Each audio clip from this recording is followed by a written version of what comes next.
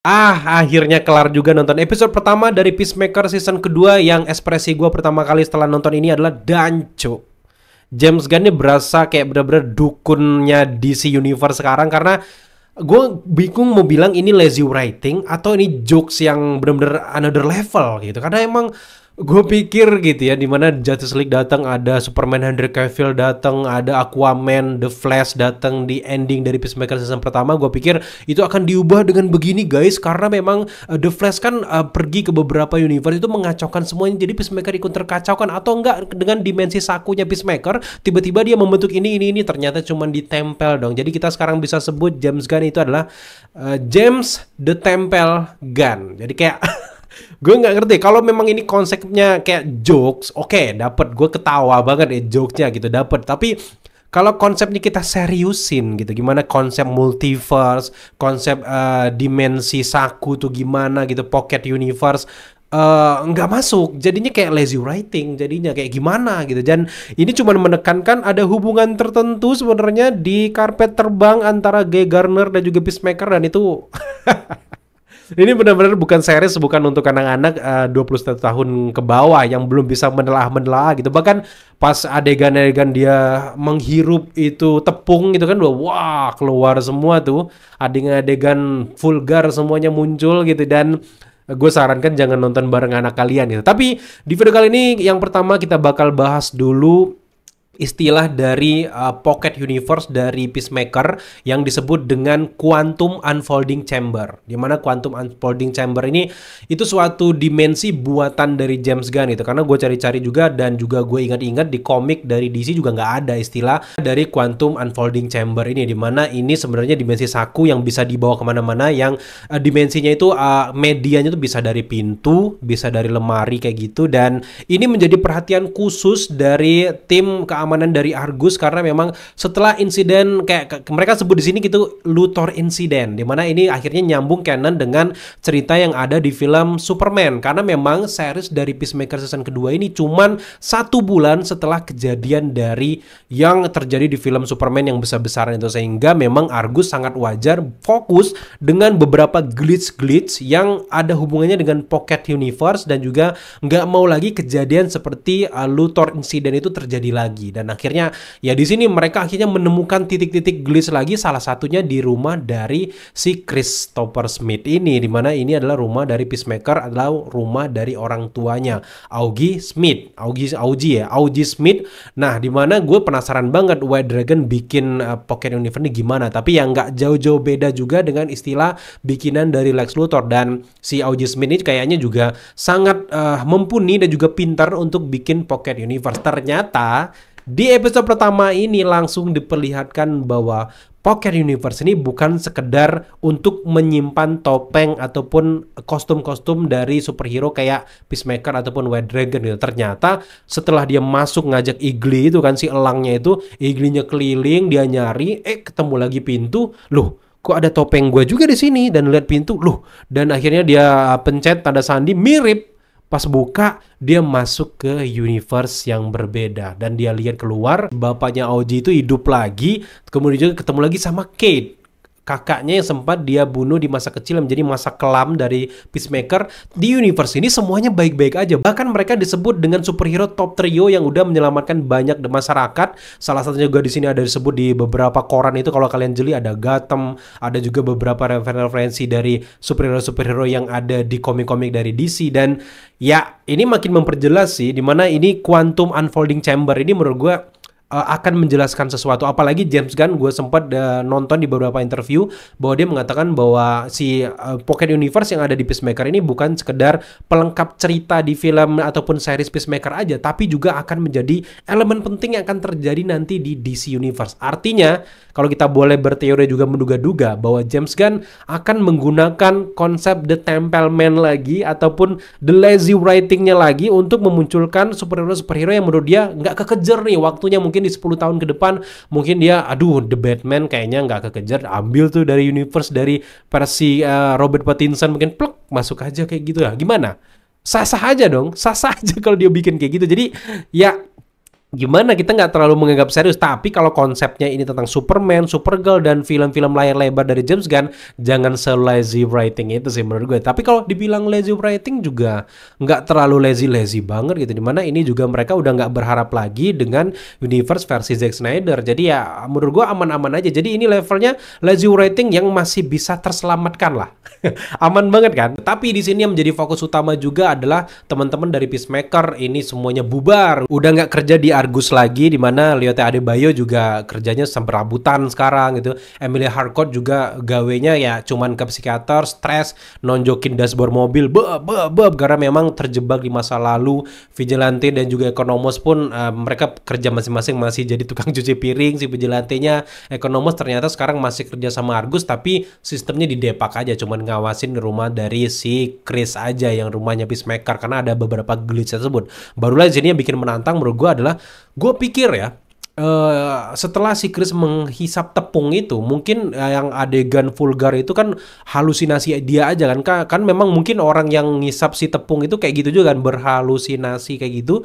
Tiba-tiba pas si Ekonomos datang ke rumah si Chris, dia juga ngelihat adegan vulgar itu, si pesta socks itu guys. Dan wow, makanya di sini akhirnya si Argus mendeteksi bahwa ada glitch di sini, dan ternyata semua itu nyata, bukan cuman kayak bayangan dari versi si Peacemaker aja. Jadi ini menjadi pertanyaan yang sangat besar, kok bisa glitch itu muncul, kayak bayangan itu bisa muncul senyata itu, apa yang bakal terjadi nantinya. Dan kita langsung menjurus ke bagian ending. Di sini tiba-tiba ya, ketika si Chris ini masuk ke universe alternatif di mana semuanya baik-baik aja, ayahnya baik, kakaknya masih hidup, mereka jadi top trio di sini. Tiba-tiba kebetulan banget bahwa si Chris versi universe ini lagi pergi gitu ya, dan dia akhirnya menggantikan duduk bahagia. Gue merasakan feel-nya tuh, sedihnya tuh dapet banget. Tiba-tiba setelah dia masuk kamar si Chris, ketemulah sama si Chris yang ada di universe ini, dan dia bilang, siapa kamu? Kamu ke Sepsipers kah? Kamu ke penyamar wajah kah? Dan akhirnya dia benar-benar membantai pakai bintang yang otomatis dari belakang, cuk kayak gitu. Wah, gue pikir sih bakal bercanda. Oke, gue akan jelaskan gue ada dari universe alternatif. Si James Gunn langsung ngasih ide gitu, dimana ditempel roketnya diaktifkan sama si Chris, cuk, nempel, ketusuk dong sama si gue bilang apa itu, baling-baling bambu itu yang di ruangan itu, dan akhirnya ketusuk dan tewas. Dan itu positif ya, positif meninggal si varian dari Chris ini. Dan pusing, ini bakal terjadi chaos antara universe yang didatangi sama si Peacemaker satu ini, dan datang ke universe asli tuh bakal chaos. Apa yang bakal terjadi nantinya? Bahkan di trailer gue lihat juga Argus juga sempat masuk ke Pocket Universe itu. Wow, ini bakal chaos parah. Dan gimana nih si Chris versi asli menanggapi bahwa variannya ini tewas di universe ini, yang membuat juga dia akan dikejar sama ayahnya, sama kakaknya ke universe yang versi sekarang. Aduh, ini sih menurut gua pusing banget. Ini menjadi sesuatu yang menarik, dan gue sangat tertarik mulai dari episode pertama season kedua dari Peacemaker. Menurut gue seneng banget nih. Tapi bukan cuma itu sebenarnya, kalau kita bahas Easter egg sekilas gitu ya, gue seneng banget yang awal itu langsung ada previously in DC Universe gitu. Dan itu kayaknya nggak pernah kan ada di series-series ataupun versi live action dari DC, dimana langsung ada kata previously in the DC Universe. Artinya semua kejadian di Peacemaker season pertama langsung canon dengan kejadian yang ada di DC Universe. James Gunn nggak mau lagi bilang embel-embel bahwa ini ada di ini, di satu ini, solo movie, semuanya saling berkaitan, tapi bedanya mungkin nggak ada post credit scene yang terlalu lebay aja kayak gitu. Jadi gue senang banget bahwa ada kata-kata previously in di DC Universe. Menurut gue itu suatu langkah yang sangat berarti lah untuk para fans dari DC gitu. Kemudian juga di sini kita melihat adalah Justice Gang, Calling for Justice Gang, juga ada adegan Leonita juga kepada ibunya si Amanda Waller itu juga diganti. Dan sebelumnya di scene pertama tuh, ayo cepet panggil Justice League gitu. Kalau di sini, ayo cepet panggil Justice Gang kayak gitu, kayak itu diubah gitu. Dan kita ngomongin tentang Amanda Waller, ternyata di sini dia udah bukan lagi jadi petinggi dari Argus. Dia sekarang lagi menghadap ke Kongres, lagi pengadilan, kayak pengadilan militer lah ya kalau di dunia militer, dimana khusus. Tapi ternyata Amanda Waller tetap punya koneksi juga kekuatan untuk bisa melarang orang-orang dengan kekuasaannya meskipun dia sekarang lagi diadili, dan gue merasa Amanda Waller bakal selamat ya setelah dia memberikan keterangan-keterangan dan semua ini demi kebaikan. Gue yakin bahwa Amanda Waller bakal balik lagi. Nah, ngomongin tentang pergantian adegan sebelumnya, itu kan sebelumnya ada adegan Justice League semua, ada Aquaman, ada Flash, ada Henry Cavill, tapi di sini yang pembedanya adalah ada Mr. Terrific, ada Superman, Supergirl akhirnya muncul kedua kalinya di film sebelum dia tampil di film solonya di pertengahan 2026. Gue seneng banget milih Alcock sebagai Supergirl, termasuk juga ada Hawkgirl, ada Guy Gardner, dan di sini benar-benar spotlightnya ada di Guy Gardner dan juga Hawkgirl ya, akan menjadi tangan kanan untuk setiap kejadian dia duluan gitu. Dan Superman di sini tetap ada, dan ya akhirnya gue bisa memandang masa depan dari DC Universe, dimana kalau teman-teman ingat ya intro dari masa-masa tontonan masa kecil kita ya, bisa dibilang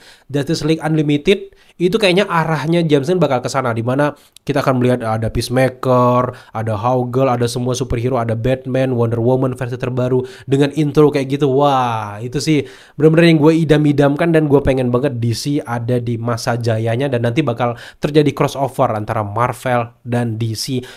Itu bakal keren banget. Dan sekarang kita ngomongin tentang intronya, dance-nya, gue tetap seneng juga, lagu-lagu yang dipakai juga seneng, tapi jujur gue agak lupa lagu-lagu apa aja, tapi gue easy listening banget di sana, dance-nya tetap memukau. Tapi kalau mau jujur, memang yang pertama sih jujur agak lebih baik gitu ya dance-nya gitu, dan lebih ikonik dan mudah diingat. Tapi di sini tentu saja di dance tersebut kita melihat banyak karakter yang belum masuk di episode pertama. Salah satunya adalah Michael Rooker. Di sini akan menjadi pemburu elang, di mana ini musuhnya Igli, ibaratnya tuh Lex Luthor-nya Igli lah gitu. Iglinya Superman, si Michael Rooker ini bakal jadi Luthor-nya, tapi dia pemburu elang, dia akan memburu Igli, nantinya juga akan berhadapan dengan Peacemaker, di mana namanya adalah Red St. Wild, di mana Wild ini akan memburu si Igli dan akan menjadi salah satu masalah juga yang akan dihadapi sama Peacemaker karena sidekick-nya si elang ini sudah menghilang gitu. Jadi menarik banget, dan kita bisa melihat lah beberapa karakter yang juga muncul di film ini nantinya. Bahkan di adegan pertama di Crank Toy bekas itu, toko Crank Toy itu, dimana ada juga sebelum Peacemaker masuk ke wawancara itu kan ada sosok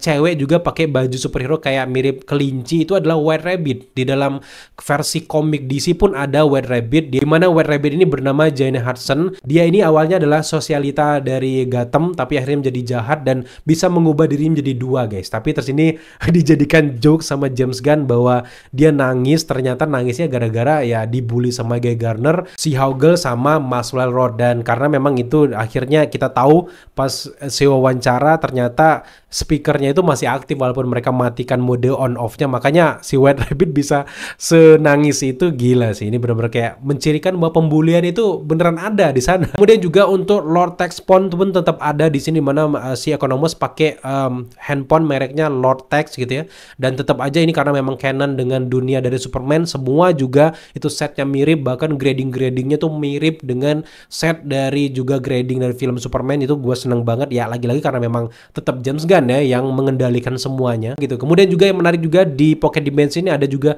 alien yang lagi mau buang peliharaannya, muncul secara tiba-tiba, itu aneh banget, nggak ada berantemnya. Ini disebut dengan Kipotic alien gitu, di mana ini nggak jelas, ini nggak juga dalam komik juga, gue rasa juga nggak ada, ini bikinan dari James Gunn aja gitu. Semoga aja dia tiba-tiba lagi berantem muncul lagi si alien ini tuh bakal menarik gitu ya. Tapi yang gue seneng juga dari wawancara Peacemaker dengan Maxwell Lord ini, Maxwell Lord akhirnya mengatakan bahwa sebenarnya metahuman sekarang tingkat kepercayaannya di publik itu berkurang, apalagi setelah kejadian yang ada di film Superman, kemudian juga kejadian Task Force X gitu, Suicide Squad yang juga kurang lebih lebih membanyak membunuhnya daripada menyelamatkan. Jadi mereka benar-benar memilih untuk jadi orang-orang yang metahuman yang bisa bergabung dengan Justice Gang. Salah satunya kayak Peacemaker nggak lolos karena memang Peacemaker lebih banyak ngebunuhnya daripada menyelamatkan orang. Jadi ya itu jelas banget gitu. Jadi intinya di sini di dunia DC Universe, metahuman akhirnya tingkat kepercayaan sangat sedikit. Para politikus termasuk juga Argus itu kayaknya udah mulai punya langkah untuk menangkal para metahuman ini. Salah satunya kayak lebih memperketat, memperbanyak Bel Reef di sini, mana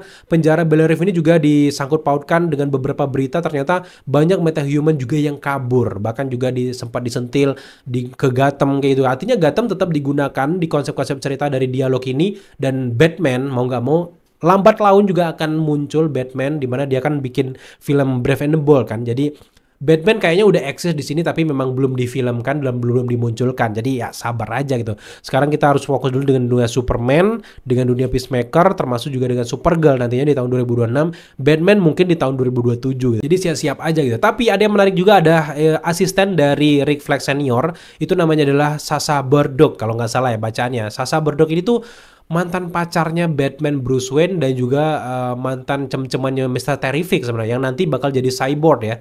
Jadi menarik banget karakternya tapi akhirnya muncul di sini. Dan untuk penggemar dari komik-komik DC ada banyak banget karakter yang di sini yang bikin kalian seneng dan tertawa dan yang tahu-tahu aja untuk setiap karakternya. Jadi gue seneng James Gunn menyertakan banyak karakter, termasuk juga joke-joke tentang band 30 Second to Mars dimana kan vokalisnya ya Jared Leto ya. Dia nge-joke tentang Jared Leto juga kan jadi buliannya dia jadi Joker. Jadi itu menarik banget. Tapi secara keseluruhan gue cukup suka dengan alur cerita yang dijanjikan di Peacemaker season kedua, di mana ini Rick Flag Senior udah gak dendam banget sama Peacemaker yang udah ngebunuh Rick Flag Junior, dan kita akan melihat bagaimana dia dendam. Bahkan Economos ditugaskan untuk mengawasi 24 jam si Chris ini. Jadi ada kesalahan sedikit aja tentu saja Chris ini bakal menjadi prioritas pertama. Itu bahkan disebutkan juga di dialog. Jadi cukup menjanjikan, nanti bakal banyak banget hal-hal yang akan dihadapi oleh si Chris. Belum lagi tentang orang tua dan juga Kate kakaknya di universe yang berbeda gitu ya. Kemudian juga si Rick Flag Senior, Argus dan yang lainnya. Jadi wow, ini menarik banget. Development karakternya juga menarik banget. Teman-teman ataupun para pemeran pendukung di series juga punya ceritanya masing-masing, punya porsi masing-masing. Jadi kayaknya gue nggak bisa berkomentar banyak dulu, baru di episode pertama. Kita benar-benar penasaran untuk season kedua, dan gue juga masih menantikan episode kedua dari Peacemaker season kedua. Dan gue bisa bilang ini salah satu series favorit gue juga setelah The Boys ya. Kayaknya munculnya Peacemaker jadi kayak pembanding yang keren gitu, dimana ini ngejoknya. Kalau di Marvel kan ada Deadpool, kalau di sini ada Peacemaker, udahlah ini keren banget gitu. Jadi buat teman-teman yang masih mikir-mikir pengen nonton, cus segera nonton karena ini keren banget. So thank you buat teman-teman udah minta kita untuk bahas Peacemaker season kedua. Sampai jumpa di video-video update selanjutnya.